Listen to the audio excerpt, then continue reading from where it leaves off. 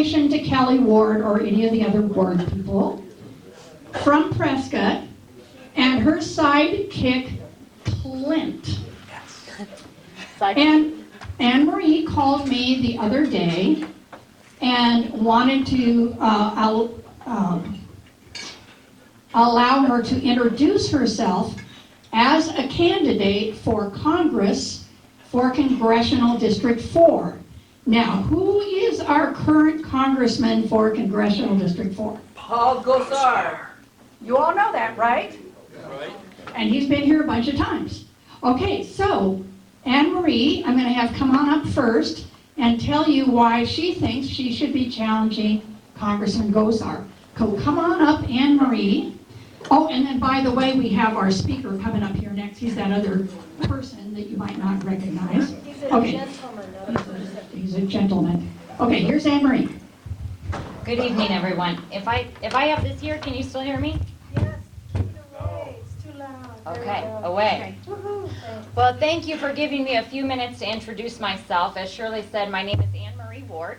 I was born and raised in Prescott Valley, over the hill, and I am now raising my family in Prescott, Arizona.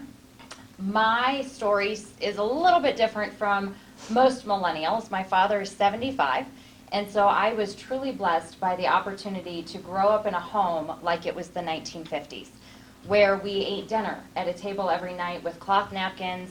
We prayed before every meal. We knew what patriotism was. My father served for 6 years in the United States Army as a paratrooper, and my family fought in the Revolutionary War. My grandfather built the air bases in World War II.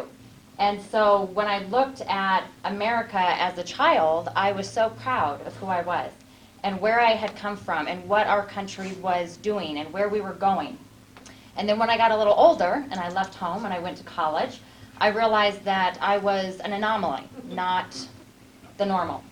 And it was terrifying to me because I looked around and all of a sudden everything that I was proud of, everything that I had grown up with, was being attacked. And it was no longer in vogue to even say I'm proud to be an American. I'm proud of who I am. I'm proud of having a job, of working for what I'm getting. And so as I started looking at this, it was very disheartening to me. So I went to school, got my degrees, and went all the way through. I got a bachelor's, a master's, and a doctorate, opened my own business consulting firm, and started teaching leaders how to be better leaders. That's what my doctorate is leadership with an emphasis on business. And I was really enjoying what I was doing. I thought I was making a difference. I was helping American small businesses, big companies really grow who they were as people to give us better service, better products, have a future. And then 8 months ago, I was approached by the United States Senate. And on behalf of Martha McSally's office, they said, would you represent us and reach out into the rural communities and find out what's going on? And I thought, well, this is a little odd. But tell me what you need. And they said, well, I want somebody to really find out what's going on. And we figured out that rural communities like it when they see rural people. They don't want to see somebody from DC. They don't want to see somebody from Phoenix. They want one of their own. And I said, that's true. We want somebody that knows us.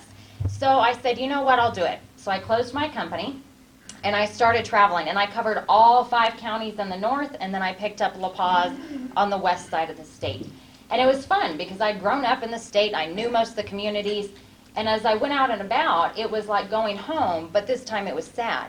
Because when I got out and about, I started realizing that rural communities had been overlooked for a long time.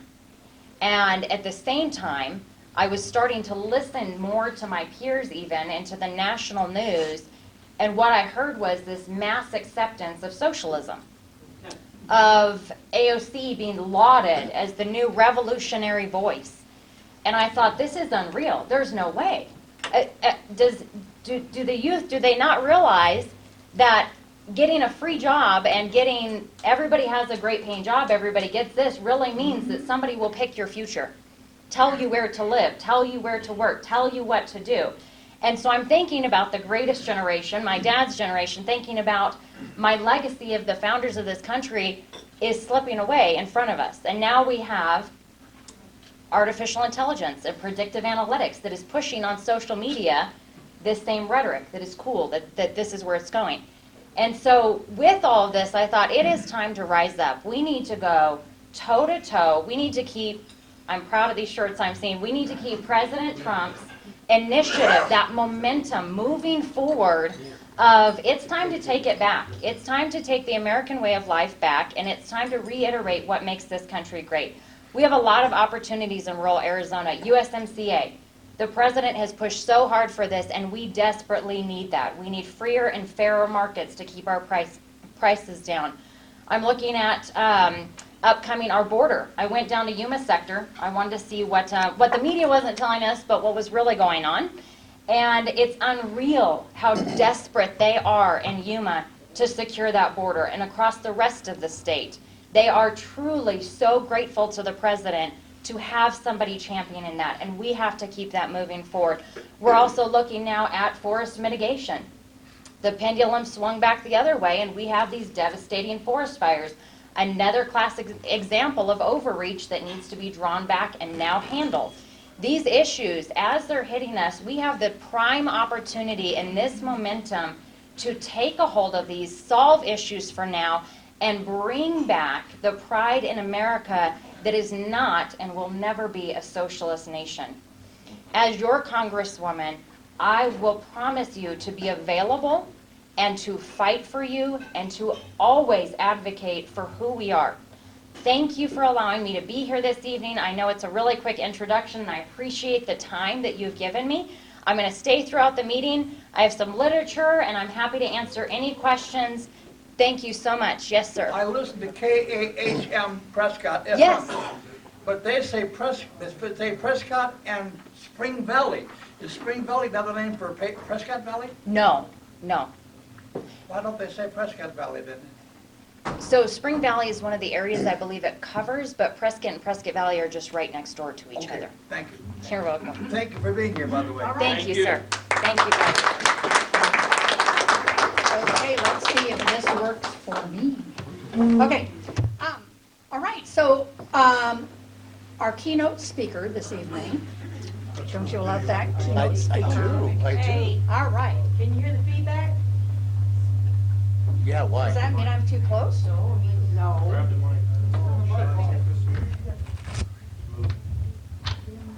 Is that better? Well, it didn't warm very when Anne Marie was talking. I'm hurt. Gave me a break. Okay. We're learning about this new mic system. I would like to recognize Janelle Sterner, another Payson Town Councilor, and actually Vice Mayor back there has joined us this evening. So that's good. I'm glad to have you.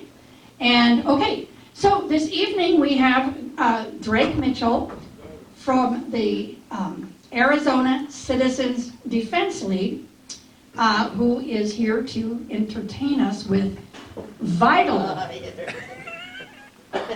information. You ready to entertain?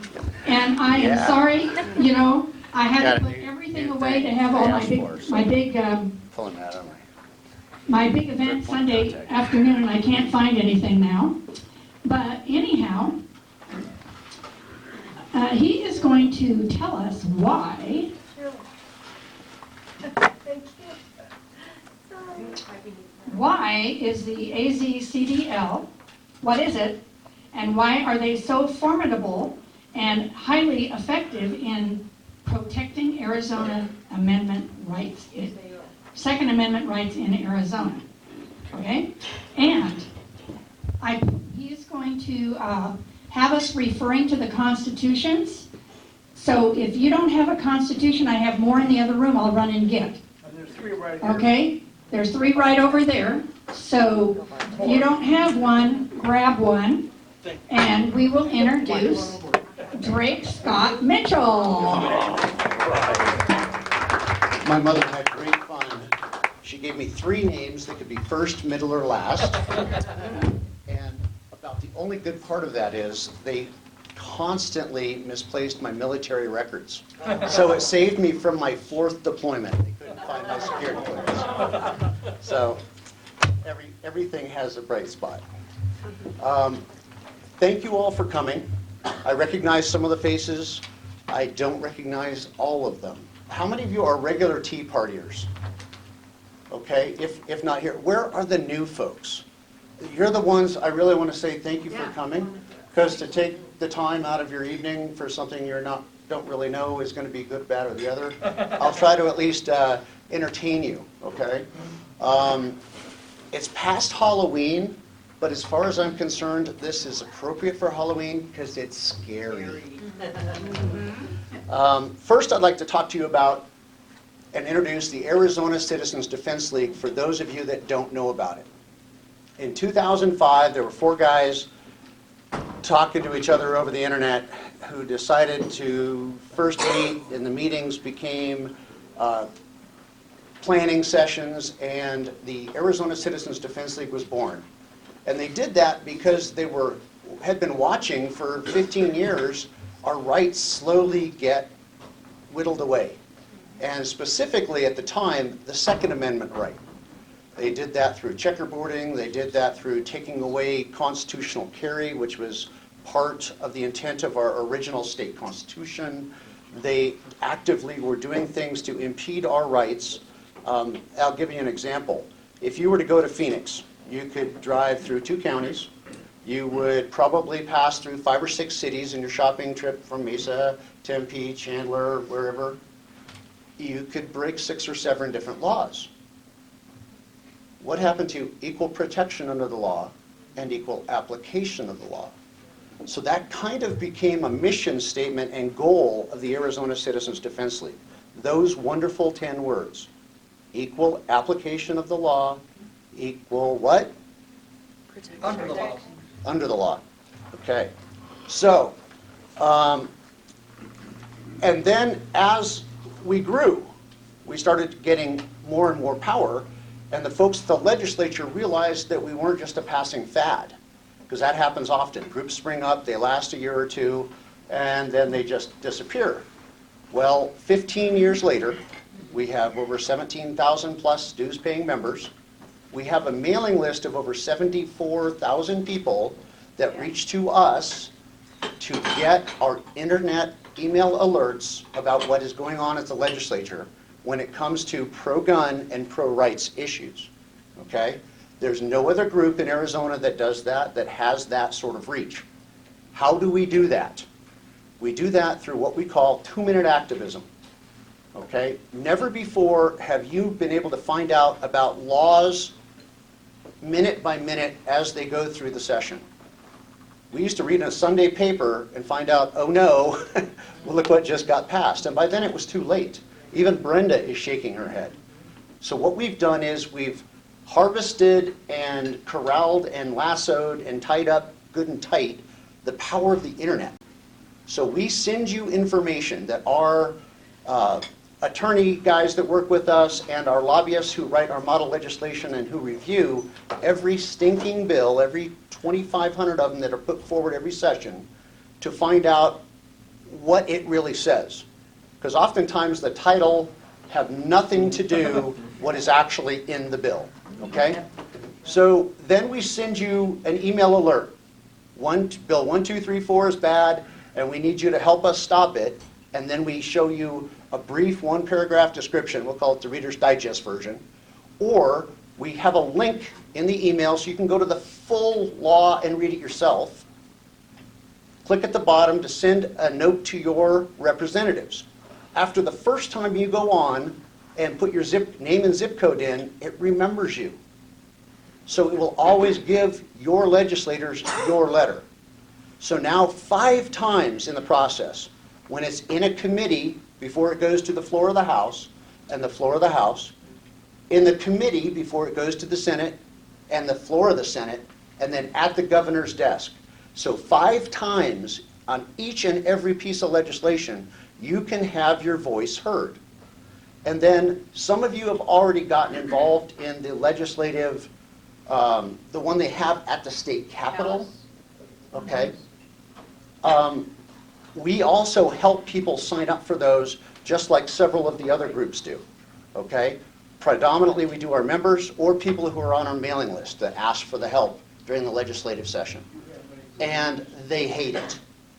Okay, we have been so successful in getting people to pound on the doors of the State House, so to speak, that we've collapsed this internet system at the state capitol not once, but twice.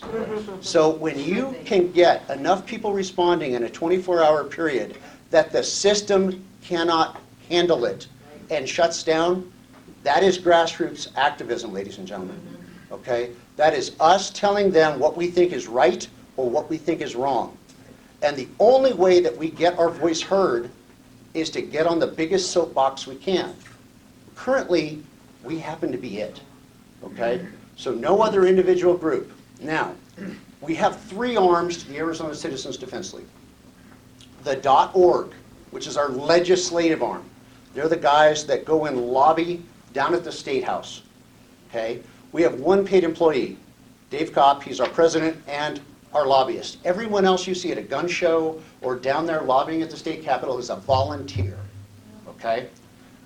Then we have the 501c3 where you can get a tax deduction for donating to them, right? That's the C3. The foundation. The foundation is all about teaching firearm safety and, oh, guess what? The Constitution, state and federal, okay? To let people understand what their rights are and why it is so important, why we fight, okay? And I've been asked, why do you guys always fight? It's like, well, because they're always attacking our rights. We'd love to go for the first 2 weeks, read all the bills, go home. That'd be great, but it's not that way. And we'll get to that at the end. So our group grew to the point where in 2012, we had enough membership, enough voice, that we even did something as large as a state constitutional amendment. Where it used to say everybody has a right to sue and have their day in court, now it says, except for felons convicted of a crime cannot sue their victims. We did the Victims Protection Act in 2012. Okay? State legislature wouldn't take the issue on. We had had a rapist sue his victim when she shot him. We had had people who had cut themselves on the window after leaving the scene of a burglary sue their victims and stuff. So we said enough is enough. Okay? So we took it on and we got it done. But we're not done, okay, by any means. As you'll see later, every single session, somebody has to be down there monitoring those people. Okay, when you go and talk to 20 or 30 representatives and they can't tell you 4 or 5 of the first 10 of your amendments of the Bill of Rights, we have a problem. It is a constant, not just an educational thing, but then getting by the, oh, but we have to do something attitude, okay? Especially in an election year, like we had in 2018. So we also have a problem with our state shifting because of the influx of all the people from blue states. They're escaping the workers' paradise that they built, and now they want to come and remake it here when it's proven to be enough of a failure that they had to leave. So it is really important what you folks do outside of here in influencing your fellow citizens to register to vote, because over 30% of our population that's eligible isn't registered, right? Simple numbers, simple math. Republicans, independents, total registered votes, and then total members of the state that are eligible, okay? It's a big pool. We currently have almost an even third, Republican, Democrat, and Independent, and the independents can go either way. So when you guys are here and speaking and preaching to the choir, I'm going to ask you to look to your left and right at church, at your coffee club, at your library, or people you work with somewhere, maybe at a civic thing, at the food bank, and try to get them to understand that certain things have to come first. It's not about party, it's about principle. Okay? I'm a registered independent. For my sins, once upon a time, I was a county vice chair in the state of Arizona, Coconino County. I was a state committeeman. I was the Congressional District 1 caucus chair because I had done such good things for the party. In 2012, I walked away, and I chose to work for the Arizona Citizens Defense League as a coordinator at gun shows as a board member, and now I'm in charge of the PAC, Political Action Committee, which is our third arm of the Arizona Citizens Defense League. Yes, sir. What's the status on the red flag law we're trying to pass here in Arizona? Okay, that's why I'm here. That's why I'm asking, you sound like you know what you're doing. Okay, so I'll skip to the meat of it. So we have a problem. Yeah. Is the promise of red flags worth their cost? Because what they're saying is, I want everybody to understand, I don't think anyone here thinks that crazy people should have guns. I don't think any one of us wants a whack job to take a firearm and shoot up a school or a church or a mall, right? So that goes without saying. But those that want red flag laws tend to want to demonize us as gun owners, okay? They actively and specifically attack each and every one of us for believing in the Second Amendment. Even if you're not a gun owner, but you want to follow the Constitution, that's wrong in their eyes, okay? Because it's an inconvenient truth, okay? And I'm going to hit that in a couple of different ways. Let's see. I think that all of us believe that something should happen, but I don't think any of us think that 329.45 million Americans should be denied due process and 240 years of the rule of law in America to make it easy for them to get to their goal. Okay? Those things are non-starters for most of us. So what you're going to see by the end of what I call your mental health holiday is that we're going to end up with more questions than answers. Okay? I want you to save your questions till the end, and then we'll fire them all at once. Okay? If you need a pen to write them down, let me know. I brought a couple extras. My intent is to do this, to give you some examples of how the red flag laws have been applied, or how the laws that have been written and tried to get passed but didn't necessarily get passed affected the groups that they were targeting, okay? So one of the main things that they say red flag laws are going to do is they're going to help stop shootings and mass shootings. But they're going to do it in a predictive, pre-crime kind of way, because you haven't actually done anything yet. Because we all know that if you've done something, they charge you, right? They can charge you with a crime if they want. But we all also know that there's no predictive system to say who's going to be violent or who's going to even commit a regular crime, because we still have regular crimes and violence, don't we? Okay, so there is no predictive system. So part of the problem with red flag laws starts even with the naming. They can be red flag laws, extreme risk orders of protection, risk protection orders, gun violence restraining orders, risk warrants, and procedures for the seizure of and retention of firearms, among other names. There's like 14 different versions of that. We feel that they do that to hide the statistics involved in the law, because you can't just search red flag laws and get all the laws that actually do what we're going to discuss tonight. You'd have to know all their different terms and games and how they're doing it. And sometimes they'll divide it up from 2 or 3 smaller bills that equivalent to the same thing. 3 basic things that are inherent in all red flag laws. They come for the guns, they come for the person in the guns, or they come for the person. 70% of them come for the guns. 29% of them come for the person in the guns, and there's a 1% out there that try to just do the person. My question is why? If the person is the problem, if I am a threat to myself or someone else, or if I have attempted to hurt myself or someone else, why do you just come and take the guns away and leave me there? Why do you take me, but then take the guns too? If I'm in custody, where's the problem, right? So I don't understand how it serves any purpose whatsoever, and no one's been able to give us a good answer to those questions. So in Arizona, we have Title 36, which is mental health. Okay? Title 36 basically has the mental health statutes for commitment in it. We also have the legal statutes, the Arizona Revised Statutes that cover, threats and harm to yourself and to others. But they don't want to use either of the systems that are already in place. Oh, by the way, they're already in place in all 50 states, but they continue to push red flag laws. Again, I ask you, why? In a word, I will tell you that it is the burden of proof. That pesky thing called the Bill of Rights, Miranda rights, and the burden of proof being on them instead of them scooping you up and making you prove that you're innocent. Okay? So I want you to play along with me for a couple more minutes while I do this and imagine that everything that I describe is happening to you. Not to somebody else that you might not know or is in another town or even another state, but it's happening to you. So, first comes an allegation.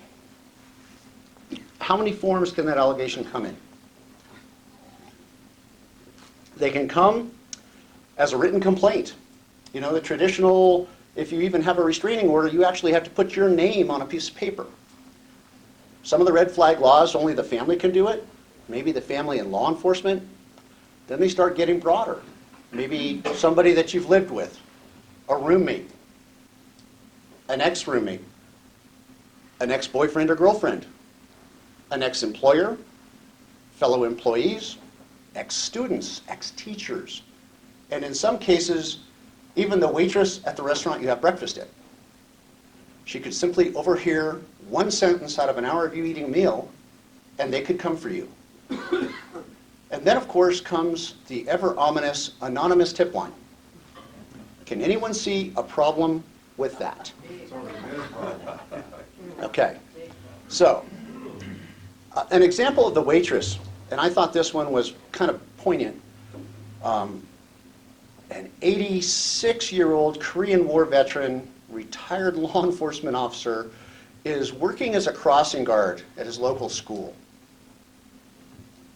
She hears one sentence out of, and they eat there like every day, him and his buddy, one sentence, and he was having a conversation with his friend, and he was complaining about the school resource officer, an actual sworn officer, who, as a prior service military person, he was aghast that this man was leaving his post at the school every day at the exactly same time to go get a cup of coffee and flirt for 10 minutes and then come back. It was a 20-minute round trip. And he said, this is wrong. And all the kids know when the time to attack is. Anybody who drives by and see him leave 2 or 3 days in a row at the same time, they're going to know exactly when to wait for that one guy with a gun to come in and attack the school. All she heard was attack and school in the same sentence. Okay? So they come, they swoop down, they scoop him up, they take all his guns, his concealed carry permit, and they try to incarcerate him. But again, they're not arresting him, so he's not read his rights, and they start to put him into their mental health system. In the process, they actually go back and start doing an investigation, and before he actually gets through the process, they've actually released him, said they're sorry, and the police chief is going back to the school to try to get him his job back because he's already been fired by the school district. Okay? So, again, can we see a problem with the way they're doing it? They're not getting a burden of proof. They're not taking the time to focus on it. They're not taking the time to give you your opportunity to have your, point given, your own perspective, what happened, what was said. They didn't even talk to the person he was sitting and having the conversation with before they had hooked him up and taken his guns. So, You get him back. eventually, is my understanding. But that's, again, one of the problems we're going to come up with. So now the accusation, let's go back to you. The accusation has been made against you that you have threatened to hurt yourself or somebody else, or have attempted to hurt yourself or somebody else. They come for you. Middle of the day, middle of the night, young men with body armor and guns. Okay? They've already had one person hurt and one person killed, during the issuance of these orders. 2 now? Okay, 2. I stand corrected. So they don't really arrest you, though, because they don't read you your rights. They use all the force and everything of an arrest, but then they haul you in front of a judge for a civil commitment. And that civil commitment came from that accusation that started with. And that accusation went either to the police, who went to a judge, which they're allowed to do in some jurisdictions, or to the prosecutor, to the judge, which covers the rest of them, right? Where they get an ex parte hearing. Ex parte is fancy Latin for "you're not invited." Okay? They have it without you. Okay? So you have no opportunity for bail, no opportunity to have your say, no opportunity to have other evidence. So, and they ask the judge for a warrant. And again, depending on the laws, it can be for your guns or for you and your guns, or in the very, very rarest of circumstance, the actual person who is the problem. Okay, so again, they go back to not wanting to give you your rights. They don't Mirandize you. So when they do scoop you up, everything you can and do say will what? Okay, everything that you say to the mental health care people to try to make them happy so that you can get out can and will be used against you. It's their civil commitment, not yours. It's the judge, the prosecuting attorney, and the law enforcement folks that push it forward. It's their civil commitment of you. You have 0 rights. And although they say, well, law enforcement can't just get them, all they do is go to the same judge that committed you, and they're going to give them a copy to ensure that they know everything about you so that they can make the determination that you're safe to be let go. Okay? Yeah, it gets better. So they're going to detain you by force. Think of it this way. You're going to be snatched at home, at work, church, school, wherever they can find you. Okay? And just like Governor Ducey's SB 1519, so again, I kind of warned you that I'm not here as a party person. Okay? As a matter of fact, I openly dissent when things are wrong. This is one of those cases, red flag laws, where I feel the governor is wrong. Ms. Barton, you're nodding your head, yes? I'm saying he's wrong. Okay. And So, I fought against him the entire time I was there. and so if it wasn't for people like Kelly Townsend and Ms. Barton here, we would have this right now. Because the Senate voted party line during an election year for the governor's bill. Because they wanted to have a little coup that they could put out on the news, right? And so if it wasn't for literally 5 people in leadership, 5 of our seniors, we would have had this law enacted here in Arizona. Okay? But I digress. Let me continue. So after your first 72 hours of your mental health vacation, right, you get to have your first hearing. What we heard at the SB 1519, Governor Ducey's bill pushed by Senator Smith, was that the mental health care profession folks, they had sent their attorney to speak for them.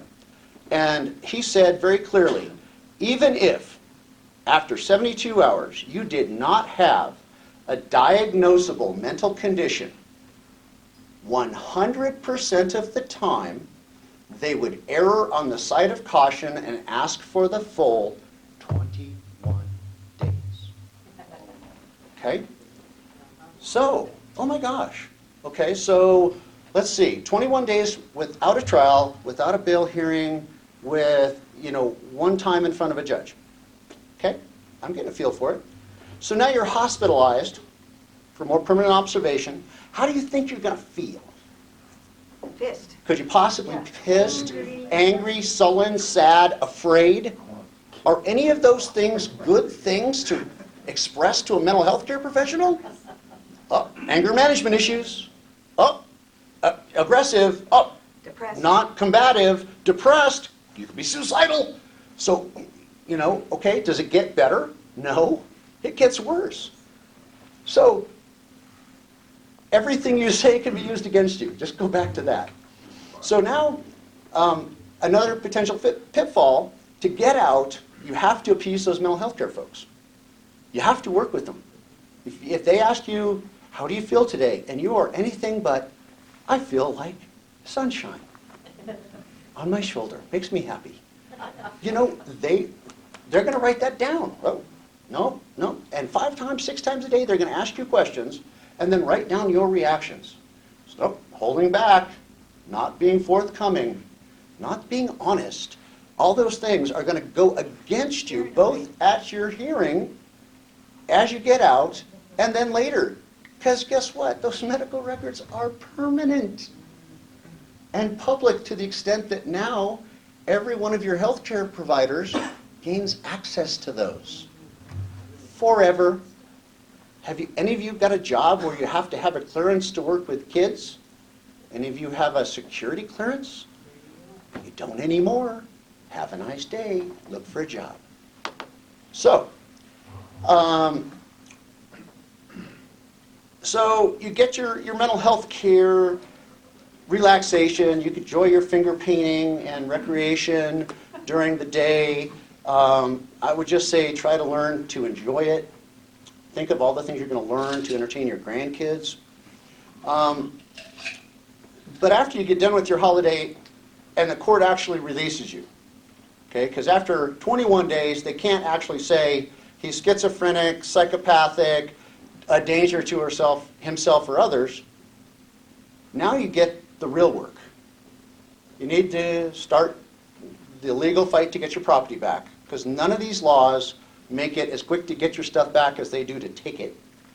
And in most of the states, it involves an attorney and $10,000 or $15,000.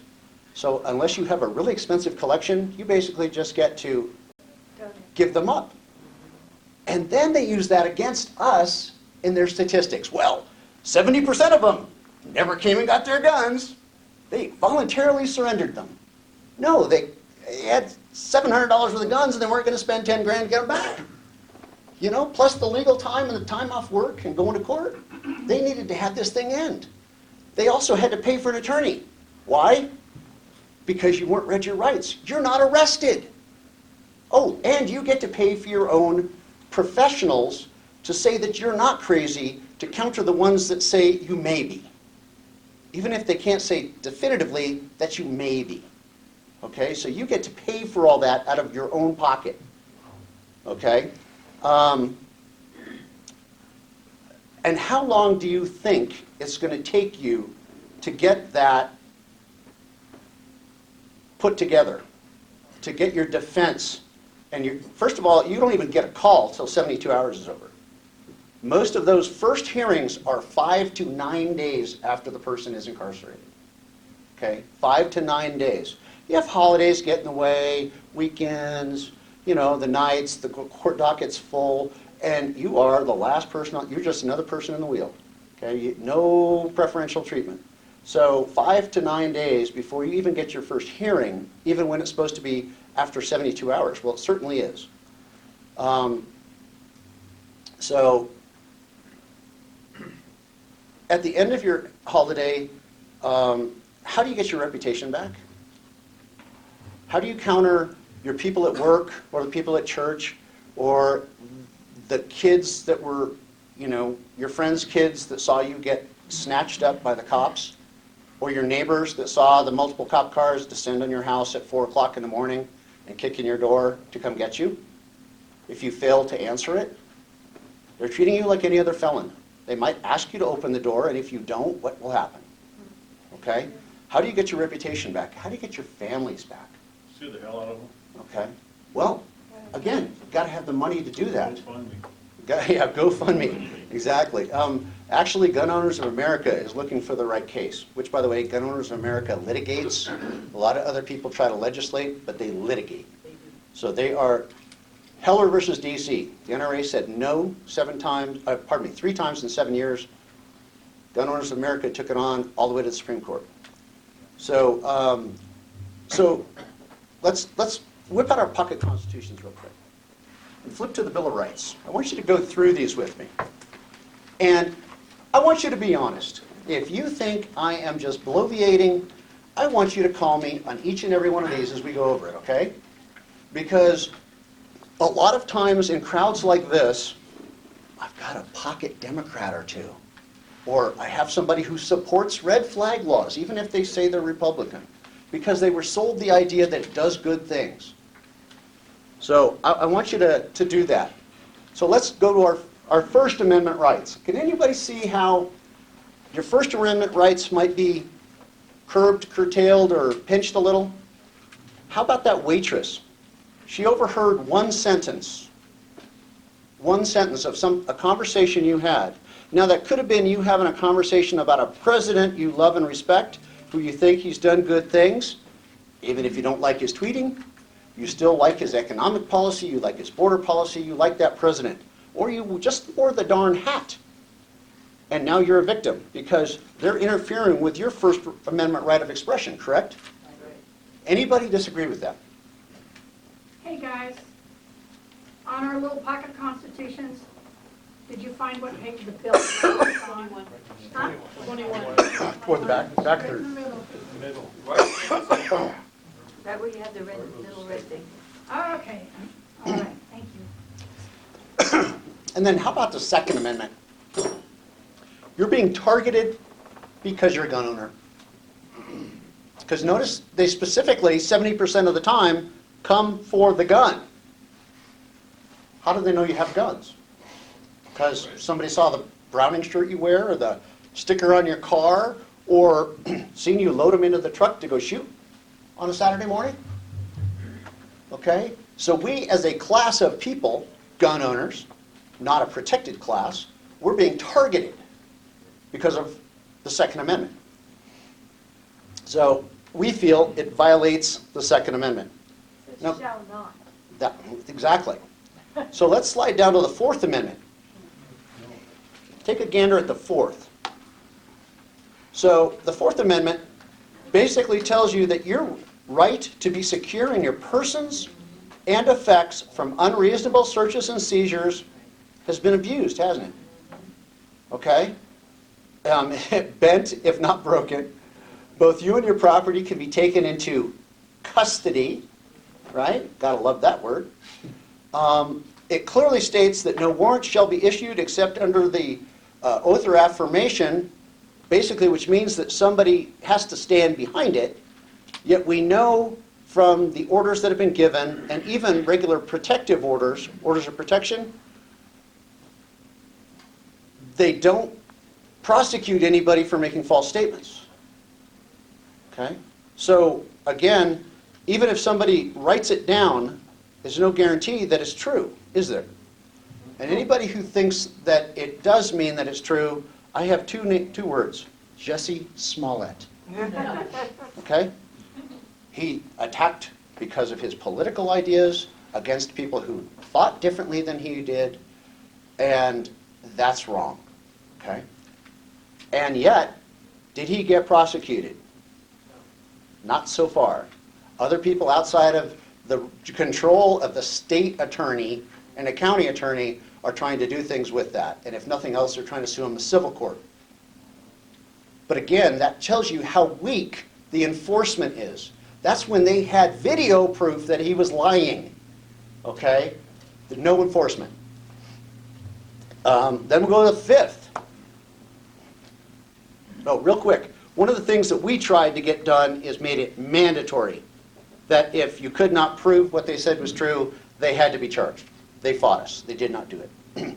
Fifth, you're being held to answer for what amounts to be a crime, right? You supposedly threatened to hurt yourself or someone else, attempted to hurt someone else or yourself, but they're not charging you. You're being held without indictment under grand jury. You're being compelled to give witness against yourself, forced to. Mental health care professionals, right? Okay? And everything you say can and will be used against you. If you answer the questions honestly, it was not going to help. So no matter what, and you've been deprived of your liberty and property without due process. All of those things are under the Fifth Amendment. Now we go to the Sixth Amendment. You can be anonymously accused in some of these extreme risk, order of protection, gun violence, order of protection, whatever they want to call it. And you're not allowed to confront your accuser. And you're not afforded legal counsel before being held against your will. Anybody disagree? Okay. Eighth, your bail is not excessive. You weren't offered any. Okay? So doesn't that automatically throw the eighth out? Okay, but it goes a little further. And then I have this question. Who here thinks that being stuck in a mental hospital for 21 days is not cruel and unusual punishment? I'm just saying. Lousy food, too. Okay? Help me out. If you disagree, I want to hear it. Because these laws, although they are supposedly kind of maybe on a good day and when unicorns roam the streets, gonna preemptively stop things, they haven't been proved to. They violate so many of our rights. Does it really matter if one person gets taken off the street in all of America?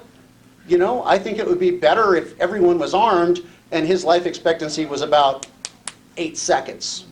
Okay? That would make more sense to moi. But then I'm one of those radical, extreme, veteran Christian gun owners. So you just take that with a grain of salt, okay? Rinse and repeat. Don't forget your Bible copy. So supporters of red flag laws say that what we believe is just a misconception. They follow due process. Does it look like they follow due process to you? Your understanding? Do we have any law enforcement guys or attorneys in here or something? Anybody with one that's in a family? Ask them over the holidays. Does this follow due process the way you understand it? Okay? Again, 240 plus years of law in America, jurisprudence, this thing from the 60s called the Miranda rights, all these things, they're just trying to go around them because the burden of proof. So, everybody understand the 3 levels of burden of proof? Okay, preponderance of the evidence is the lowest. It's basically somewhere above 40 and under 50.1% that you did or you're wrong, right? It's what they use in civil courts at the lowest thing. And sometimes in child custody things, if both parents have equal custody rights, the judge will determine that you get Saturday and she gets Sunday, kind of thing. Okay, the lowest burden of proof. And then there comes the clear and convincing evidence. Okay, that's that kind of middle of the road, maybe up to 70% that you're wrong. But not beyond a reasonable doubt, which is in our jurisprudence system, the 99.9% solution. They're trying to go around that one, and even in some cases, that middle one, and put it at the lowest level of court that has the lowest level of evidentiary standing. Okay? Why? We're going to get to that. Let's talk about 3 examples of states that have these laws. Okay? The first I'm going to talk about is a little teeny place called Vermont. 627, 180 people. In the first 16 months of Vermont's law came into effect, the court issued 30 extreme risk orders of protection. Basically, that divided into their population is about 4.76 orders per 100,000. Okay? Okay, we'll see. California, as of 2019, they have approximately 39,750,000 people, plus another 1.5 million or 2 illegal aliens. And they issued 189 extreme risk orders of protection in the first 2 years, or gun violence protection orders, depending on what they wanted to call it. Basically, that's 4.7. So we had 4.74 and 4.7. Looks like it's kind of hanging in the same numbers. But then all of a sudden, Florida did one. They did one after Parkland. Emotions were high. Not a good time to legislate, right? So emotions were high. They passed the law. They have 21.65 million people. They issued 2,227 extremist orders of protection in the first 16 months. Okay? State judges granted petitions for temporary orders 97% of the time, and of those, 99% of them were given permanent status. Okay? The volume of petitions is 10.286 per 100,000. 2.5 times what even lefty California does. Okay? Where we can all agree that they are politically left of center there. And yet, even Florida did 2.5 times as many orders. Why? Again, more questions than answers. I asked a Floridian on a blog, so we'll take it for what it's worth, and he gave me 3 very succinct actions. He said, hand-picked judges sent to specific courts, and anonymous tip lines. Okay? Because they don't even have to put their own name to it now. So I don't have, because the internet only gives me so much information, and you would think if they were proud of it, they would really be pushing it forward. That's why I had to ask somebody else, what's the difference? Wow, what's the difference? It's how it's being administered. So if you have a county that is left of center, that puts forward judges with that ideology, because some of them are appointed, and even if they're not appointed, they're elected in those counties, right? How do you think they're going to go? How do you think they're going to vote with their gavel against us as gun owners? Okay? A disproportionate amount of times. And just the sheer fact that they have 2.5 times the amount of orders given, even compared to California standards, lets you know that this thing can and will be abused. And who's going to be the target of this? Okay? Well, predominantly conservatives, because conservatives are more likely to be gun owners, right? So we've gone through the evidence, we've gone through why they choose it, and overwhelmingly it goes back to a couple of main salient facts. They want to go around the mental health statutes that every state in the union has.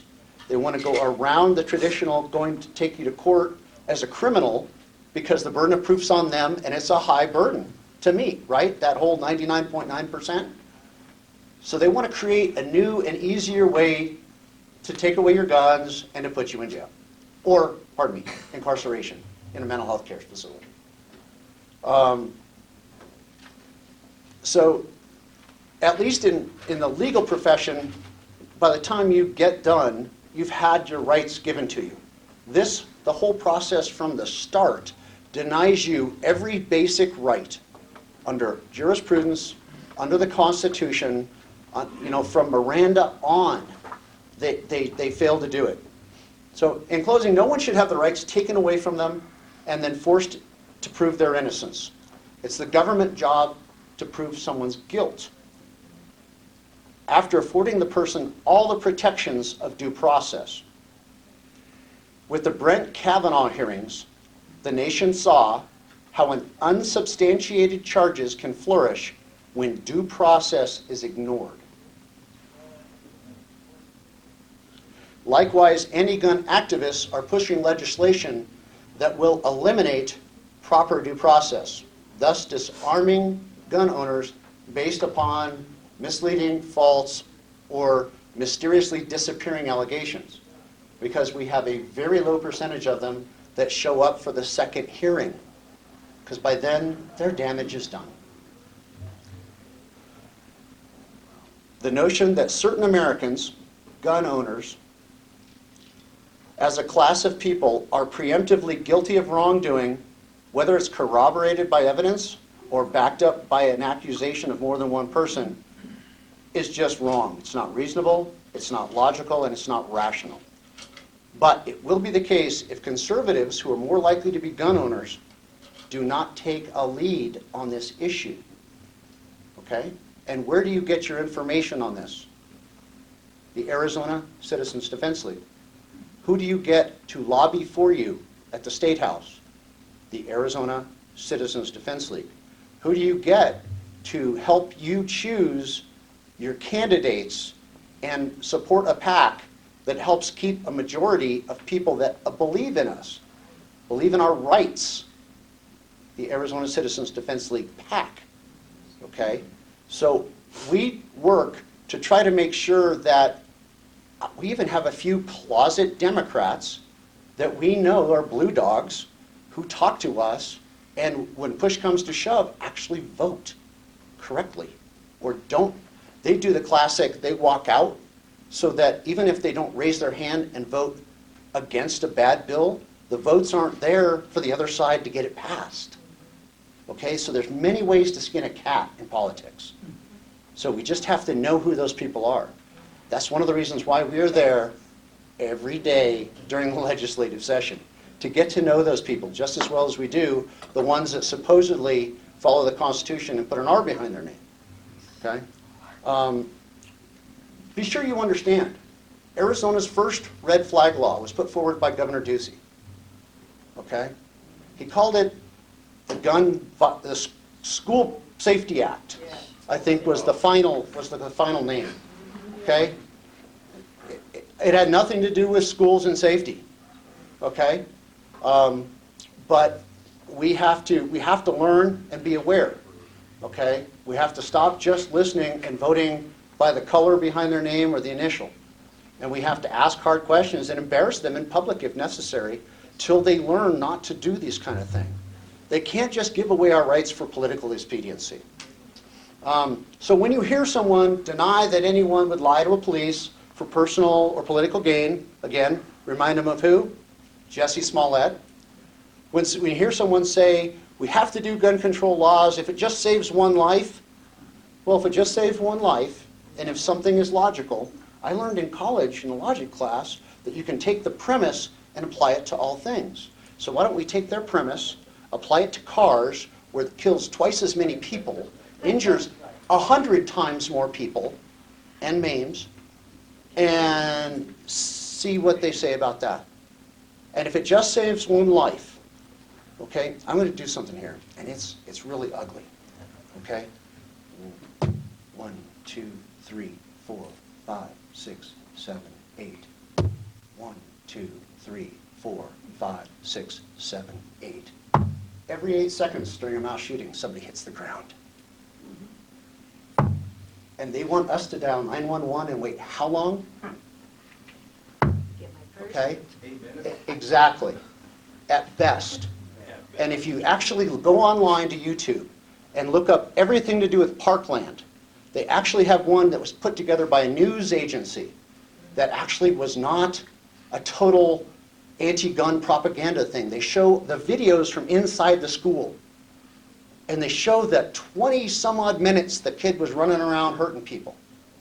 And then he looks out the window and he sees the officers out of their cars and actually starting to stack up to start the search of an entire 25 or 2,800 kid school, which, by the way, the school resource officer stays behind a car and never goes in. The one person who knows the whole school, knows who should be there and who shouldn't be there, knows the naughty and the nice, knows where people hide, how to help people, where to go, he doesn't go in. He doesn't even go in to render first aid, okay? But you can watch this yourselves, and you'll see that it took them over an hour to clear the building. He'd been gone for 40 minutes out a back door. Across the field with some of the other kids that heard the shooting and ran. So he was just another face in the crowd. Okay, they didn't get him for hours. He could have, yes, he dropped that gun, but he could have gone to another location. But if we had armed teachers, armed janitors, anybody who can pass the test, set whatever test you want, because it's a dirty truth, not a lot of police officers shoot well. So passing a police qualification, I'm sorry. I have an 11-year-old nephew who does. It's not that difficult. All you have to do is practice and have a good trainer. Well, then somebody's going to call the red flag law. So, and if the school resource officers aren't willing and able to get into that and fight for our kids, ask why they're usually the school resource officer. Because they're the low performer on the beat. They're not the overperformer. They can't fire him, and they only have 70% manning as it is. So they give him a low-impact job until it's not. Until you need him there and our kids die, okay? So if we hear that, oh, if it just saves one life one more time, I'm gonna puke. They need to say, if it just saves one life, why won't you allow us to have anyone armed that can pass the test, that can pass the standard? Set the darn standard. How about the same one for our law enforcement folks? It's them who you want us to call and wait, right? Set that standard and let it be so. But they fight us every single session. It's got to stop. And it can only stop when you guys get mad. When you guys start, even if you just sign up for our email alerts and start haranguing your elected officials, you know, and start getting maybe some of these county folks to maybe, and city folks to make constitutional Second Amendment sanctuary cities and counties, okay? If we don't push back, we are thought as being not there because we have no presence in their eyes, okay? Which is why people like Steve Smith, Senator Smith, and Doug Ducey were able to push forward SB 1519. So, anybody have any questions? Sir? Yeah, wait, we have some Rules. rules, okay. We Mama alternate. said. You want to take care of this side of the room for me? Okay. All right. The rules are, we go back and forth. This gentleman will be first, Kevin. So Jim, I got two questions. okay, Split them up. split them up, okay. Yes, you do. Please. Anne Marie, You have to use the is microphone. that your name? Yes, it is. Okay, my question to you, I you can't want hear my you. vote? Yeah. My question to you, Take the mic, Kevin. what's your take on the red flag law? If Governor Ducey is trying to sneak this bill in, what's your stand on that? Strongly opposed Okay, in every way, shape, and form. all right. Any law they try to push forward for any kind of gun control goes against our fundamental rights. Okay. Second question, I don't like my neighbor. I make an anonymous phone call, and I say, you know what, we got a gun problem over here. And only because I don't like them. I kick back at my house, and I sit there and watch the action go, there's got to be a recourse to this. Because now it just made my neighbor's life miserable. If you have an anonymous tip line, there isn't, because they don't even know a number that you called from.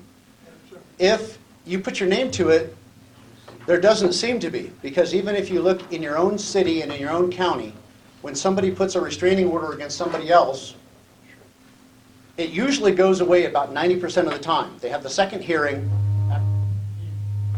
when the first one's set to expire, and the accuser just doesn't show up, So okay? you make it anonymous, you got to show up. No. If you're anonymous, it's anonymous. They never know your name, you never have to sign anything. Even if you do, we have a very bad track record for prosecuting people making false statements for orders of protection, much less these sort of things, okay? So you look up your own city and your own county, ask your own people at the courthouse, how many of them get filed, how many of them were proven false, or how many just went away.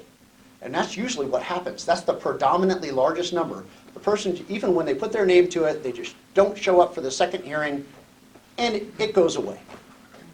But this guy's guns are taken.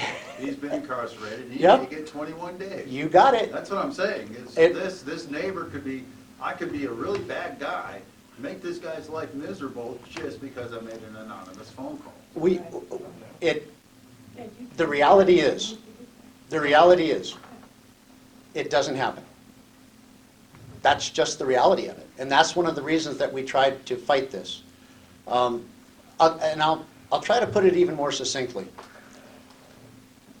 We wanted not only to have it a crime, but have mandatory, you get tried at the very least, and we get to the facts publicly. So that at least that person could clear his name. Because it's just like if you're arrested for child molestation and never go to court, oh, he did it, he just didn't have enough evidence to prosecute. Okay? Tell me, how do you clear your name from this kind of stuff? Okay? It is nigh on impossible, short of everybody just truly knowing you. Okay, I have to move. This is Dawn. Direct your problem. Your problem, is this work? No. It's on. It's on. Testing, testing. We can hear. Maybe you're too cautious. How This one's working. Drake, you probably heard this from me before, but ordinary background checks that you get when you have to go buy a firearm covers many of the same issues that the red flag laws cover. And I wanted to add a couple of things as well. The Ninth Amendment protects a long-standing legal doctrine that you cannot be compelled to give up a right in order to exercise a right. That's another issue. The 10th Amendment protects our right to be secure from federal exercise of authority not delegated to the federal government. It also protects our right to be secure from state exercise of authority, for which the state is prohibited from exercising. Absolutely, And sir. it's specifically prohibited from exercising it by the Bill of Rights. This stuff has to stop. The next person who gets nailed for this needs to dig in his heels and call a halt right from the word go. And that's why I live in Sedona and drive here. I live in Sedona and drive to Page. I live in Sedona and drive to Tucson to give the same speech I gave to you. Because, 20, 30, 40 people at a time, I've got to get people off the couch. I've got to get you to make your people accountable. And if that means they lose an election, boo-hoo. Okay? You need to cut their purse strings. You need to cut their votes. You need to find alternative candidates. You need to groom your own and pull them up. Now, at our annual meeting, whoever's been to an Arizona Citizens Defense League annual meeting, in Tucson, it's the small one. Only 450-ish people wearing guns have lunch together, safest place in all of Tucson. The big one's Phoenix, 600, 650 people sitting together, all wearing guns, safest place in all of Phoenix. Okay? I had my first 3 representatives come to me and say, I was talking about you, I heard that you wanted people to make a pledge. Okay? So David Gowan, who was a past in charge of the House, Speaker of the House, was my very first. He's now no longer the leader. He's been out and then back in the House. He's in the Senate now. But in the Senate now. But he was the very first person to come to me and say, I will make a pledge. And after he did, I had 2 others fall right in line.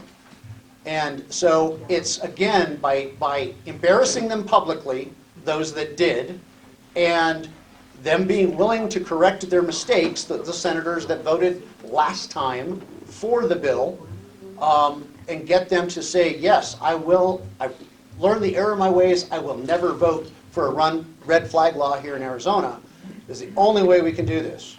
Because just because they've got an R behind their name does not mean that they're swinging for my team. Okay? Okay, next we have Glenn. Yeah. She's got to go this side now, I think. There's no one who's raised their hand. Oh, okay. So I have these 2. This young lady up front and... So Glenn next, and then Janet.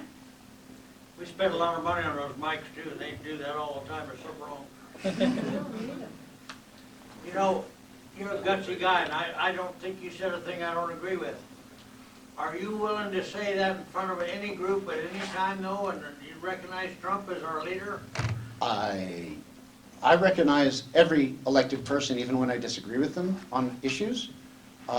Just like I recognize Governor Ducey, but I disagree with him dramatically on this issue. Yes, I do, and like I say, I go anywhere that will have me. I let it be recorded here in Sedona just 4 days ago on Thursday, last Thursday, 4 days ago. So it's to me, and that's another reason why I give my spiel, and then I go through the Constitution with you, because I want you to call foul. Okay, if I am bloviating, or stretching the truth, I want you to say, you're full of it, and call me on it. Question, would you wear a Trump shirt if I give it to you? Actually, sir, because I'm an independent and because I'm registered lobbyist for the group, I can't. Okay? Now, the Thank next you for the offer. I would give it away as a Christmas present to other family members. Next question is for the young lady. You've got to be gutsy, and I appreciate that, you coming here. Because this group here, and I think me personally, have never known anybody any more that we respect than Paul Gosar. The veterans groups, this guy's a giant to us. And bless you that having the guts enough to run against him. And you tell me what that you could offer that he's not doing. I think two separate things. One primarily is we need a voice that will go toe-to-toe with the democratic socialists that's going to resonate with the next generations. We have to get them active. We have to get them up. We have to get them moving. We have to get them talking. We need them on social media to be talking to each other and saying, hey, wait a minute, let's think about that. Let's think about that. The new Green Deal is a farce. They need to say that to each other. We need to get them fired up. And that's what we're missing right now in the party. In any party, we're missing that. The Democrats, the Democratic Socialists, they have the youth fired up. They're moving their movement. The Democratic Socialists started in 1982. And as soon as AOC got elected, their membership went from 6,000 to 45,000 overnight. It's working. And you know what they say in their constitution and their document? We will work at every level, partisan and nonpartisan, to start eking people in at every level. And finally, they've made it to the federal level. And we can't wait anymore. We can't sit and say, that's okay, we'll catch up. We have Donald Trump who's making waves for us. We need to keep that going. We have to start pushing back on them. Have you been up here when Paul Gosar speaks? We can't get the room, 2 rooms from no stand-up room. I appreciate that. I think he's done a lot of fantastic things for us. She just wants to continue to bring new energy to the conversation and talk about issues. And I love Paul Gosar. I work with him on a security detail whenever they ask. I've set one up with some other sheriff's deputies I have on the list. But discussion is never a bad thing. Okay? She's not my legislative district, nor is he. I just like that somebody is willing to have the conversation, and that you folks were willing to listen to her is, again, a testament to our old-timey way of listening to people with dissenting opinions.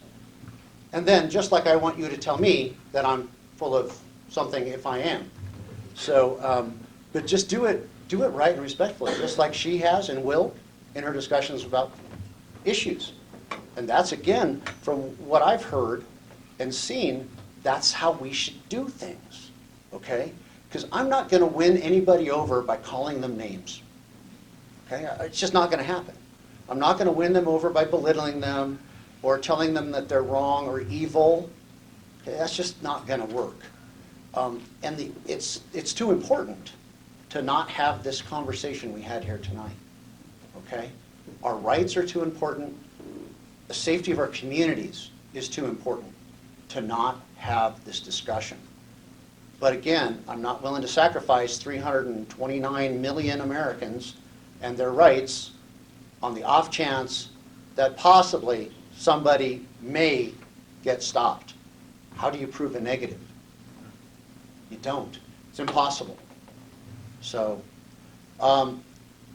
did you have anything else? No, go ahead. Okay. Okay. Sir. So we have, gentleman's name is I'm Bill. Bill. That's Bill. He was here I'm last Bill. week, right? Yes, it's my first time here for Yeah. that. I'm new to Payson. I'm relatively new to Arizona. I moved here in 2014. I've been down in the Chandler, Maricopa, Gilbert area. I just moved up here about 3 weeks ago. Congratulations. And I've been coming up here regularly. I have a lady friend up here, so. But I just want to address you. My hat's off to you. Thank you. I wear this hat, and in Gilbert and Chandler, I had a routine of where I would go to eat dinner and go read, because I was watching grandchildren every day, so at nighttime I got away, put my head back together. I I wear this hat, and I have people come up and say, like your hat, like your hat. Hey, thank you for wearing that hat. I appreciate that, okay? I've never had anyone tell me anything really negative about it, except for one. California. Except for one. What does it say? And it's just a Trump hat. Oh, sorry. You know, progress, promises made, promises kept. And when I hear a young person like you, that touches me. Thank you, sir. I expect it from people my age. I expect it from the veterans. I expect it from people who know what America is. But when I'm in Gilbert, I go to one particular restaurant, and there's a lot of young kids come in there. And amazed at how many come up and pat me on the back. Amazed at how many come and say, love your hat. Thank you for standing up. And I said, can I buy you one?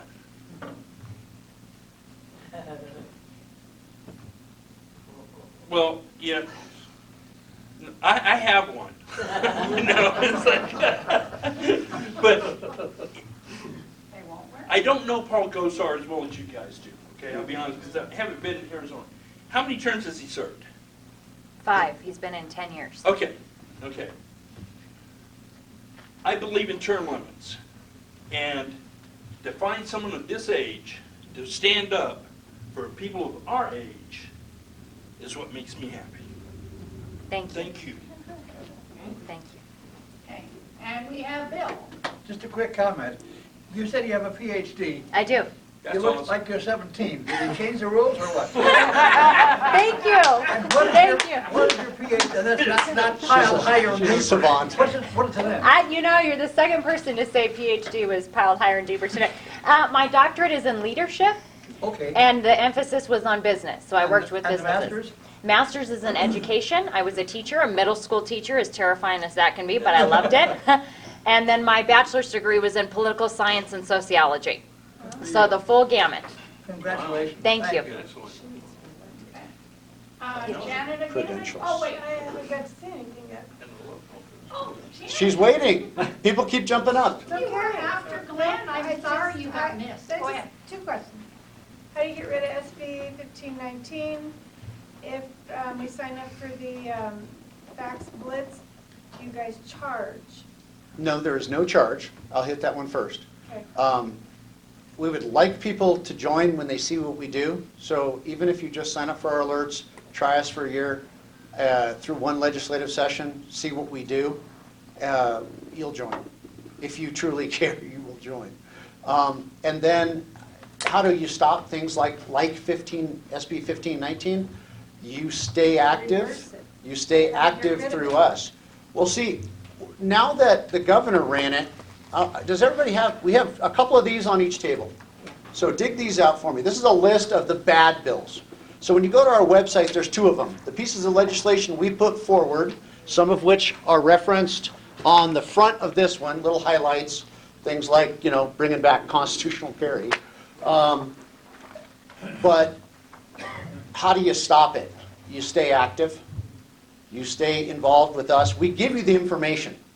We tell you who to call, what the bill is, so you can forward it to all your friends. That's a great way. You take those informational emails we get and say, look what I got, this group, sign up for your own, and send it to everybody on your mailing list. If every one of you sends it to 50 people, I got another 7,000 or 10,000 people that are going to get it just in this room.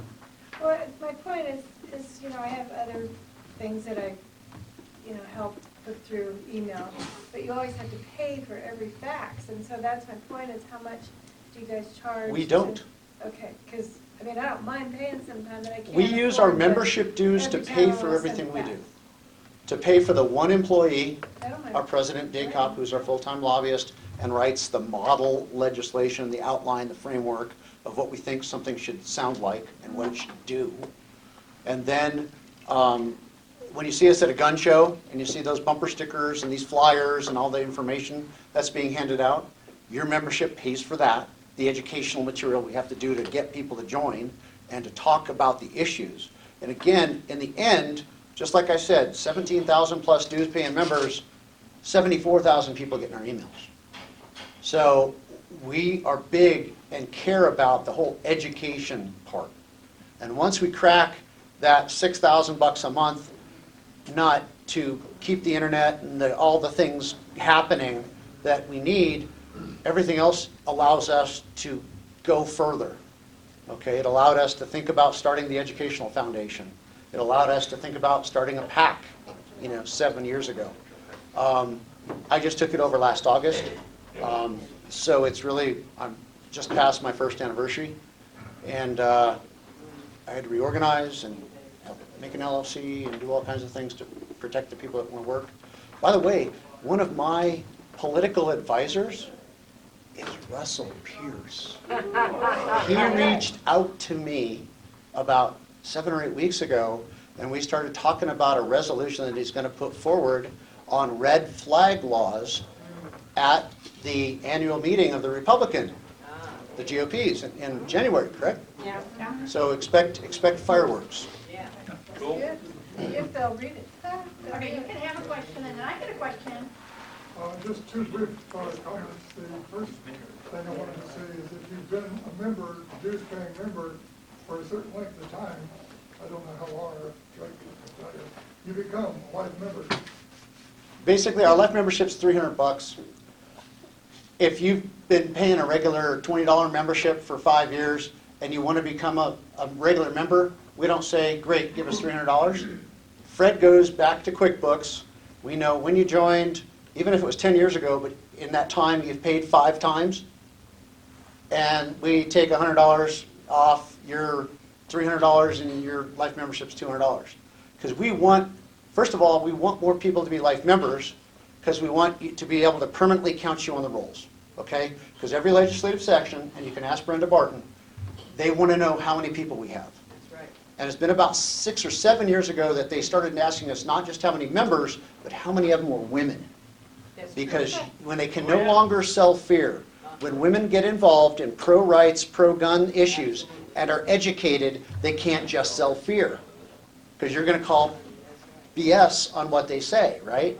So it is important to us. So that's why we even have a couples thing that is a discounted to try to encourage the women to become involved.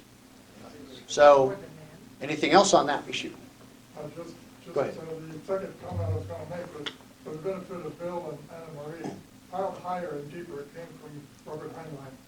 Yeah. In the book Moon of the Harsh Mistress. Robert Heinlein? Yes. Robert He's a science fiction writer, isn't he? Right, one of the best. Yes, ma'am.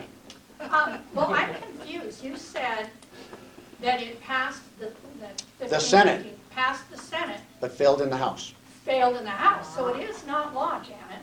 Okay, Okay. Okay, so we don't have to get rid of it yet, we have to stop it. okay. Each and every legislative Every session. year, they bring these things back again, and like, there's gonna be a huge big fight. Remember the, no promo homo that they snuck in at the very end after all the education stuff was passed through the committees and stuff, and they stuck that in there, and everybody voted for it not knowing it was there.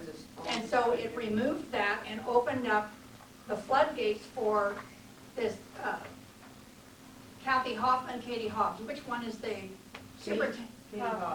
Katie Hobbs is the superintendent of public, in order to bring in all this Planned Parenthood and really bad stuff, because now you can outreach to the dear Okay, little well, that answers my homosexual. question then, it's that we don't need to get rid of it, we need to stop it, so. We need to Each and every legislative session. So if you guys would grab this and flip to the 2019, okay? We'll just talk about last year. You got an extra one? I have the one, I had 2 for each table, and the one I've got in my hand. So if you want to flip to the back of it, Gordon has um, some here that's, it's the 3rd page front, toward the front from the back. So 3rd page from the back should say 2019 at the bottom. Yeah, at the bottom. So the Democrats put forward 3 bills that were red flag laws. HB 2161, SB 1318.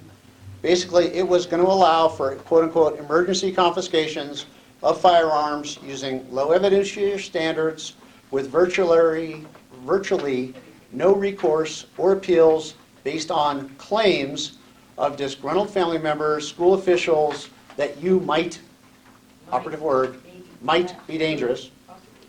One of the indicators that you are dangerous is that you purchased a gun in the last 6 months. That was the very first burden of proof to come for you and your guns. Okay? You owned a gun. Therefore, you're dangerous. So whenever they say, we really are for the Second Amendment, we're not after your guns, they lie. Okay? And again, it failed along party votes, which was 2 in the House and 1 in the Senate. Yeah, the House has 1 vote Yeah. majority, the Senate has a 2-vote majority. Okay, so it failed by 2 votes in the Senate and 1 in the House. So tell me your vote doesn't count. In a legislative district, a lot of times in contested races, less than 40 people can decide who sits there in Phoenix.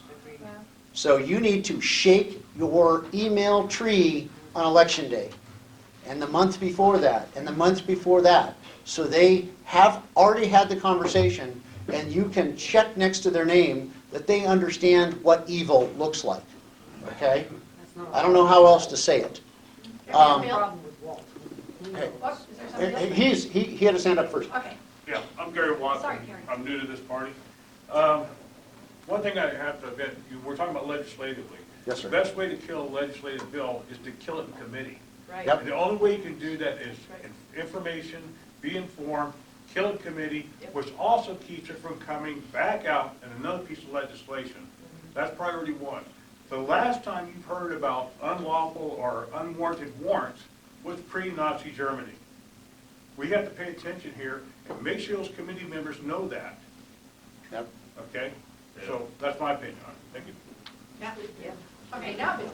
Bill, In reading through these bills, different years, I see what appears to be the same bill written about the same way, but a different number. Now, when a bill doesn't pass, is it reintroduced at later session? the same person can do it another session, a different person can do it another They session. rewrite it, new numbers. And they rewrite it, they put it through, it gets a new number each and every time. Thank you, okay, thank Yep. you, Bill. Okay, so let's flip the page. Flip the page and go to the bottom of the page. SB 1148, another red flag law. Worried about coming to get your guns, and it specifically had an anonymous tip line. Okay? I would tell you that the Democrats completely lost the initiative. Because Governor Ducey put the first red flag bill forward. It was actually more comprehensive than all 3 of the ones the Democrat put together in 2019 after his 2018 bill. But they got greedy. They kept stuffing stuff in it. They were going to have it so that you couldn't have private transfer, and I mean private transfer as your son comes and visits and you go hunting together and you give him a rifle or shotgun. That would have been a crime. He gives it back to you. He would have committed a crime. Okay? I mean, anything, here's the problem. Universal background checks. Sounds easy, right? We've all had a background check for something. Working with kids at church or as a teacher or to buy a firearm. Be in the military, we've had a background check. So we think nothing of it because we're honest people. But with universal background checks, how do they know if you're cheating and not transferring a gun illegally by their law? First thing they have to do is register all the guns. What has happened in every country where they've done firearm registration? Confiscation. What has happened in every state that they have firearm registration? First comes the taxation, and then you're paying for the permit, and then you're paying for an ammunition card, like in California, to even buy a box of bullets. And but I'm sorry, you don't have 22 registered, so you can't buy any 22 to take your grandson hunting or shooting.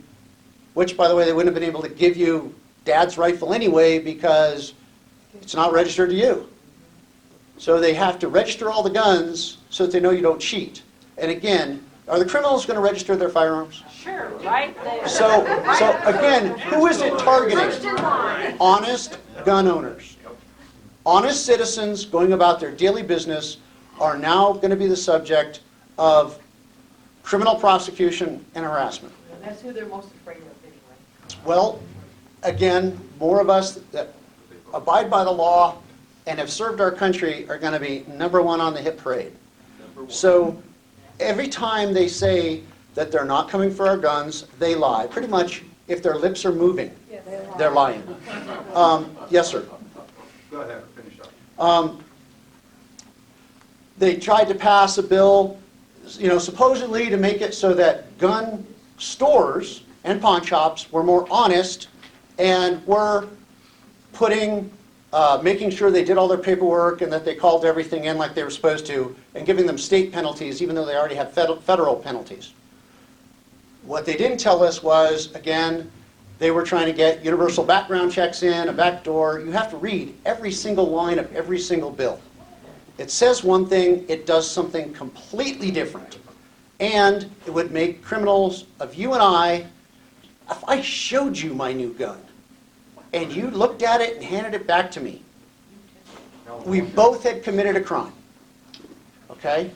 If we're at the range and I'm having a problem with my gun, and you're the range safety officer that day, which by the way he is, and he comes over and helps me and he takes possession of my gun and then hands it back to me, we both could be arrested. Tell me how that makes sense. What crime did that stop? Oh yeah, the crime that they just made up. They just made a crime where there wasn't one. So target illegals, target criminals, do the things where people are known offenders. Don't make criminals out of innocent people. And they complain that the court system's crowded now. They complain that the prisons are crowded now. Fill them with a bunch of us and what's going to happen? Maybe we get our own wing. I don't know. So at least we'd be amongst good company. So if no one else has any other questions, yes, sir. Again, you got to pay $10 for each question. I'm sorry, I didn't mention that. No, I'll tell you, the answers are worth it. Well, when I came down here, I felt pretty good. Now I'm a little sick in my stomach, to be honest with you. Yeah, so am I. But my Tell a question friend. is, you've given us all the reasons to fear the red flag law. Okay. It sounds like if somebody were to make an anonymous call on me, they can hit me anywhere, anytime, and blindside me. Just like they're serving a warrant in the traditional fashion that they're served. We're just not used to it because we're not criminals. He made a good point about the Ninth Amendment, and your rights should never be infringed upon. What is your recommendation if they come to your door besides just playing dead? And Well, not saying here's the thing. If you don't answer your door, but they have reason to believe you're there, your car's there when it wasn't there earlier when they came by, they're going to enter. And if that means kicking your door down, that's what they do. Recourse. Not really. Yeah. The law enforcement officer is just doing what he is, Her job. But see, so this is again where we need to take our law enforcement officers and our chiefs of police and our sheriffs and deputy sheriffs and talk to them and say, look, let's talk about this. Let's go over the Constitution, just the first 10 amendments, and see if you see the problems that I see. Would you tell your people to enforce these? That's where we win, is when the law enforcement officers, city by city, county by county, step up and say, we will not enforce them. There you go. So they go nowhere. Oregon's had it, Washington State's had it, some of the counties in California, they're becoming Second Amendment sanctuary cities and counties, and they just say, we're going to follow the Constitution. You can make your federal or your state law, and we're not going to enforce them. Next, I sir. just wanted to mention that thankfully, the law enforcement here in Payson and Northern Gila County, Sheriff Adam Shepard, he's a member of this group. And all the indications, I've talked to their officers, many of them, and they absolutely approve of our right to keep and bear arms. And they will not go for this. I would ask you to try to get it a step further and get him to make a public on video, I shall not enforce nor have any of my people enforce unconstitutional red flag laws or any laws that infringe on, Because there's no problem with it. So, and a lot of times again, I didn't think there was a problem with Steve Smith until he ran this law just for election year. I mean, he was going to be one of my top choices for running for Congressional District 1. And he put his head in the noose, in my opinion. He did it to himself. We tried, he would not even talk to the Arizona Citizens Defense League lobbyists for the first 14 weeks of the session. And he had already known about this for over 3 or 4 months before session, that he was going to be the poster child as the lead person in the Senate for this bill for the governor. Okay? Oh, he had to do it because he was in a leadership role. I'm sorry. How many of you soldiers would have followed an unlawful order? That's right. I'm sorry. Yeah, it just said no. It's a non-starter. So, again, if you choose party over principle, I don't want to be part of that. I don't want those people to be in office. So principle comes first. Then if you happen to have a certain color next to your name or initial, great. Other than that, I don't have time for you. This is Charlie's last comment, questions, and then we've got to wind this up and go to the next Charlie. business. Yeah, and we've got to take our officials that are ignorant, they don't understand, and in a nice way explain it to them. The Steve Smith issue we had here at the rodeo grounds, the chief of police here, the new chief of police from out of state, stood up and boldly said in the paper that if you carry a firearm, the drinking establishment is completely illegal for you to carry into that. He has no idea. And he's But we've wrong. He got doesn't to even get know the to him statute. And understand what our laws are. And this is happening all over. And they're misinterpreting. We had one school that had 13 school shootings. But they had it in 3 nights. What it was, BB guns were shot into the school. This was put into the record. These type of things, that they're using every excuse to exaggerate. I happen to be a range safety officer at the gun club here in town. And I put an effort on here with the Second Amendment and the red flag. And I commend you. You guys, I've been with you for quite a while, and as long as I can help, I'll be there. But we've got to get some of this ignorance taken care of. So educate a friend, refer them to our website. It's a really great website. Every web page has got a lot of hyperlinks, a little blue word that goes to source documents, court cases, Supreme Court rulings, whatever it happens to be. It's not somebody blogging from mom's basement. We try to document and fact check because they read our website and they have nothing to say because they can't get away from the facts. So if nobody else has anything, I'd like to really thank you for your attention tonight. And thank you. Well, thank you. And, appreciate it. All righty, so you will be here for a little while.